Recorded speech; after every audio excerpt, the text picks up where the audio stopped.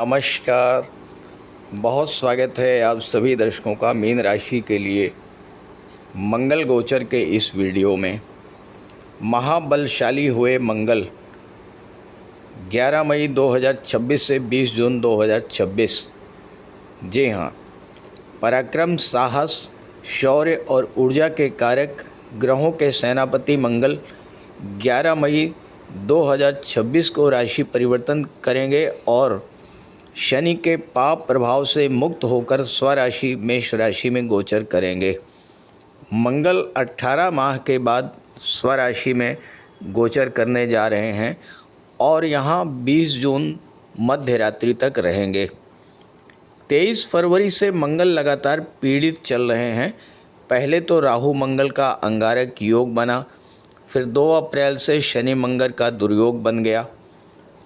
लगातार राहु और शनि की पीड़ा से मुक्त होकर के मंगल जब स्वराशि में गोचर करेंगे, अपने घर वापस आएंगे तो कितना प्रसन्न होंगे ये कल्पना के परे है।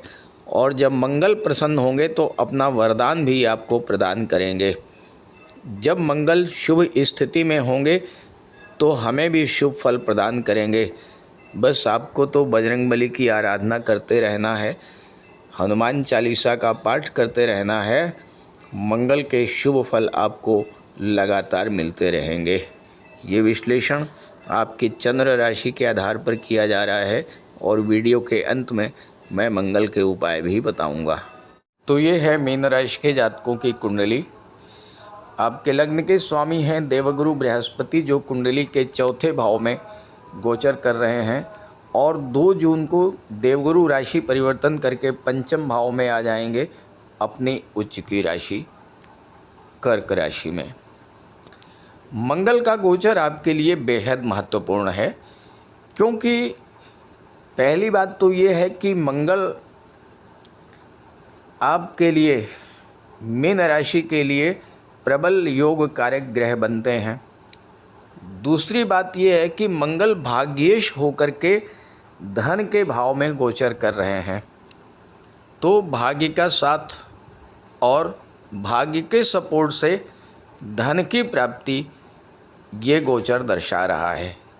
दूसरी बात, मंगल यहाँ पर 15 मई तक बुध के साथ रहेंगे।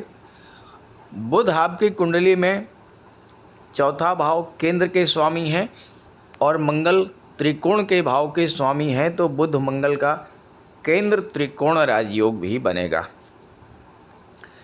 देखिए, पिछले 3 महीनों से मंगल लगातार पीड़ित चल रहे थे। पहले तो राहु के साथ 23 फरवरी से, फिर 2 अप्रैल से शनि के साथ लगातार पीड़ित रहे मंगल। और योग कारक ग्रह अगर पीड़ित हो जाए तो फिर उस राशि के लिए कष्ट तो आते ही आते हैं। और दूसरी बात यह है कि शनि की 7.5 का दूसरा चरण भी आपके जीवन में चल रहा है, तो एक तो मंगल पीड़ित हो गए, दूसरे शनि की 7.5 गतिमान हो गई। तो इसका प्रभाव ये हुआ कि पिछले 3 महीनों से आपको लगातार एक बहुत बड़े कष्ट की स्थिति से आप गुजरे होंगे। लेकिन अब स्थितियां बदलने जा रही हैं। 11 मई को मंगल जैसे ही यहाँ पर आएंगे तो सूर्य बुध मंगल का त्रिग्रही योग धन के भाव में बनेगा। मंगल भाग्य को जागृत करेंगे और भाग्य से आपके रुके हुए काम बनेंगे। भाग्य के प्रभाव से आपको धन की प्राप्ति होगी। दूसरी बात यह है, मंगल सूर्य के साथ गोचर कर रहे हैं और सूर्य अष्टम भाव के स्वामी हैं और अष्टम भाव पर सूर्य बुध मंगल तीनों की दृष्टि है। तो 8वां भाव क्या होता है? 8वां भाव डूबा हुआ धन, गुप्त धन जिसे कहते हैं, उसको दर्शाता है। तो कोई डूबा हुआ पैसा आपको मिलने का योग बन रहा है। सप्तम भाव के स्वामी बुध के साथ सूर्य और मंगल का गोचर है। 7वां भाव जो होता है ये व्यापार का होता है।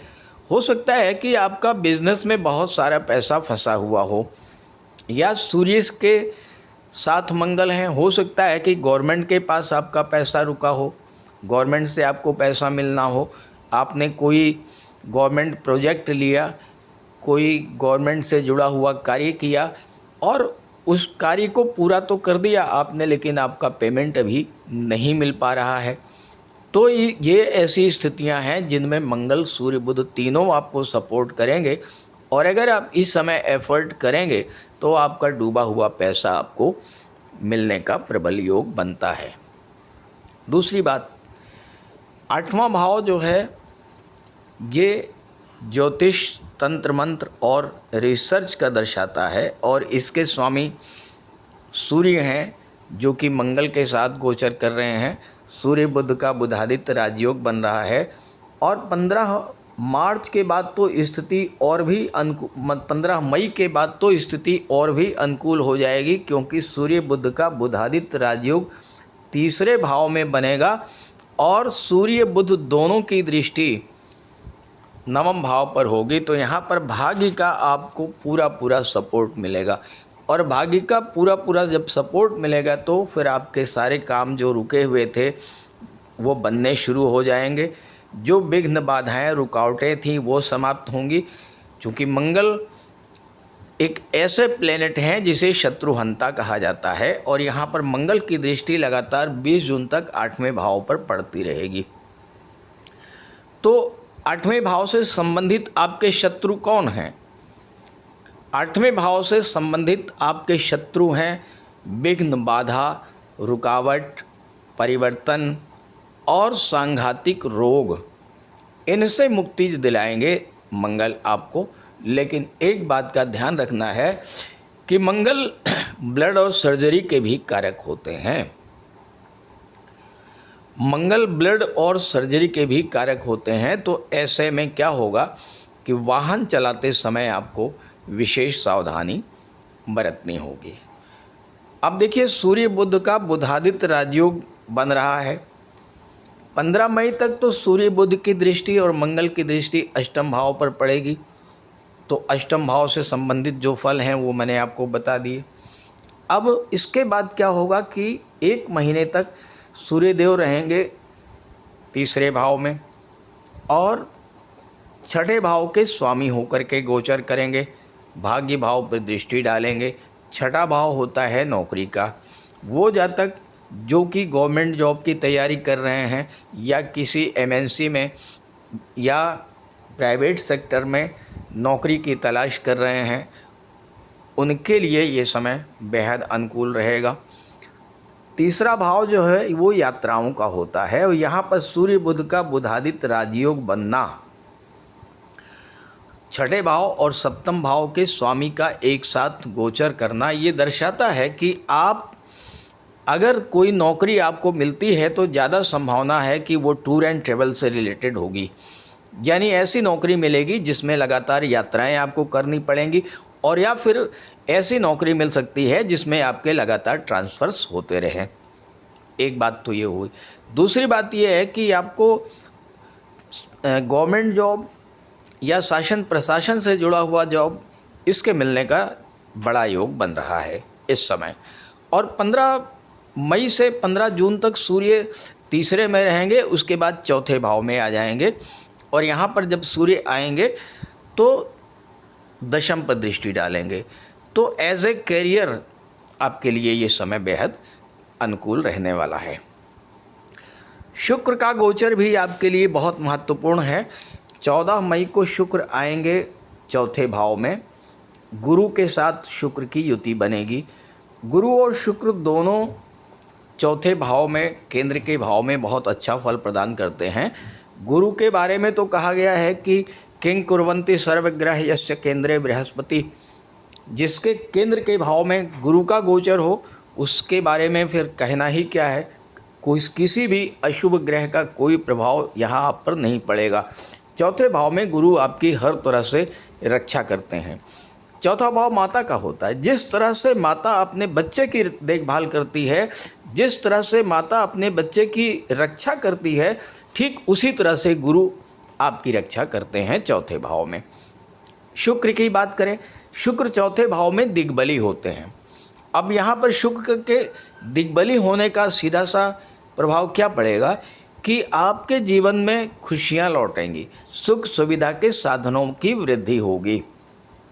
नए घर में प्रवेश या नए वाहन का खरीदना या घर का डेकोरेशन या घर में सुख सुविधा के साधन बढ़ना, ये गुरु और शुक्र कराएंगे, क्योंकि दोनों ही धन के कारक हैं और केंद्र का भाव है चौथा भाव, इसमें दोनों को बहुत अच्छा फल देना पाया गया है। ज्योतिष शास्त्र ये कहता है कि चौथे भाव में गुरु हों या शुक्र हों, ये बहुत अच्छा फल प्रदान करते हैं। और 29 मई को बुध आ जाएंगे। बुध यहाँ पर जैसे ही आएंगे, यहाँ पर भद्र महापुरुष राजयोग बना देंगे। भद्र महापुरुष राजयोग वो राजयोग होता है जो पंच महापुरुष राजयोगों में से एक होता है, और वो तब बनता है जब बुध स्वराशि या उच्च की राशि में केंद्र के भाव में गोचर करे। तो बुध का यहाँ पर भद्र महापुरुष राजयोग बनेगा। बुध यहाँ पर क्या करेंगे? भद्र महापुरुष राजयोग के बारे में कहा गया है कि जिस जातक की कुंडली में ये राजयोग बन जाता है, वो रत्नों को तराजू से तौल कर रखने वाला होता है, यानी वो महाधनीवान होता है, धन कुबेर बना देते हैं भद्र राजयोग बनने पर गुरु बुध। तो ये बुध आपको धन कहाँ से देंगे? ये आपको व्यापार से देंगे धन, या आपके कैरियर से, चूँकि दशम का दशम होने के नाते आपके कैरियर को भी दर्शाता है, और बुध की दृष्टि भी 10वें भाव पे। तो आप जो भी काम कारोबार कर रहे हैं, जो भी व्यापार कर रहे हैं, वहाँ से धन की प्राप्ति होगी। विवाह के पश्चात आर्थिक स्थिति में बड़ा परिवर्तन, बड़ा सुधार देखने को मिलेगा। और जीवन साथी के माध्यम से भी, यानी अगर आप अपने जीवन साथी के माध्यम से, जीवन साथी के नाम से कोई व्यापार व्यवसाय शुरू करते हैं, तो उसके लिए भी बुध का गोचर आपको बहुत सपोर्ट करेगा, वहाँ से आपको धन की प्राप्ति होगी। इसके बाद 2 जून को गुरु आ जाएंगे 5वें भाव में, और शुक्र 8 जून को 5वें भाव में आएंगे, और यहाँ पर गुरु और शुक्र का एक बार फिर से बहुत अच्छा योग बनेगा, और इस योग पर मंगल की दृष्टि भी पड़ेगी। देखिए, अकेले मंगल का प्रभाव आपके जीवन पर नहीं पड़ेगा, मंगल के साथ साथ और भी प्लैनेट्स जो लगातार गोचर कर रहे हैं, जब तक उनको नहीं समझा जाएगा तब तक अकेले मंगल के प्रभाव को नहीं समझ सकते हैं आप। इसीलिए मैंने बाकी ग्रहों को भी दर्शाया है। अब मंगल की दृष्टि यहाँ पर गुरु और शुक्र पर पड़ेगी, और गुरु और शुक्र दोनों की दृष्टि 11वें भाव पर, लाभ के भाव पर। तो यहाँ पर गुरु और शुक्र आपको किस तरह का लाभ देंगे? एक तो शिक्षा का लाभ, दूसरे संतान का लाभ, तीसरे सबसे बड़ा जो लाभ देंगे वो है आपके लव रिलेशंस को लेकर के। चूँकि पंचम भाव प्रेम संबंधों को दर्शाता है, लव रोमांस को दर्शाता है, और यहाँ पर 2 शुभ ग्रह, और शुक्र तो प्रेम के ग्रह हैं, जब ये गोचर करेंगे तो आपके रिलेशन में बहुत मजबूती आएगी, और उसे आप विवाह की दहलीज तक ले जाने में सफल हो पाएंगे। विवाह का बहुत अच्छा योग बनेगा 2 जून के बाद। तीसरी चीज़, जो ये 5वां भाव है, ये शेयर मार्केट को भी दर्शाता है। अब मुझे नहीं मालूम कि आपकी कुंडली में, जन्म कुंडली में बुध की क्या स्थिति है, राहु की क्या स्थिति है, लेकिन वर्तमान गोचर के हिसाब से जब गुरु और शुक्र यहाँ पर आएंगे और 11वां भाव पर दृष्टि डालेंगे, तो एक तो शेयर मार्केट से आपको लाभ दिलाएंगे, दूसरे धन की प्राप्ति कराएंगे, और तीसरे आपकी इच्छा पूर्ति में सहायक होंगे। आपकी कोई भी पुरानी इच्छा, चाहे वो संतान से संबंधित इच्छा हो, धन की इच्छा हो, प्रॉपर्टी की इच्छा हो, भूमि भवन की इच्छा हो, वाहन की इच्छा हो, कोई ना कोई एक ऐसी इच्छा जो आपके मन में काफ़ी दिनों से चली आ रही थी, उसे पूरा ज़रूर करेंगे गुरु और शुक्र। तो कुल मिलाकर के ये मंगल का गोचर आपके लिए 40 दिनों तक बहुत अच्छा है। अपनी ही राशि में धन के भाव में बैठे हैं, और मंगल के बारे में कहा गया है कि लाभे प्रभु धनवान, यानी मंगल तो इतना धनवान बना देते हैं कि आपके धन के प्रभाव से ही लोग आपके सामने नतमस्तक हो जाते हैं। तो यहाँ मंगल धन का संचय कराएंगे, धन और संचय भी किस रूप में होगा? वो प्रॉपर्टी के रूप में होगा, क्योंकि मंगल भूमि के कारक हैं। तो अगर आपकी प्रॉपर्टी से रिलेटेड कोई पुरानी इच्छा है, वो इच्छा भी इस समय पूरी होने जा रही है। तो इस गोचर का लाभ उठाइए। अब प्रश्न ये है कि मीन राशि के 1-2 नहीं करोड़ों जातक हैं।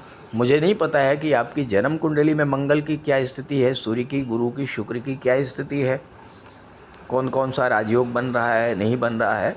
तो अगर आप ये जानना चाहते हैं तो इसी वीडियो के डिस्क्रिप्शन बॉक्स में मैंने अपना व्हाट्सअप नंबर दे दिया है। स्क्रीन पर भी अपना नंबर लिख दे रहा हूँ 9058144128। तो आप इस नंबर पर संपर्क कर सकते हैं। आइए बात करते हैं मंगल के उपायों पर। मंगल का सबसे बड़ा और सबसे महत्वपूर्ण उपाय है बजरंगबली की आराधना।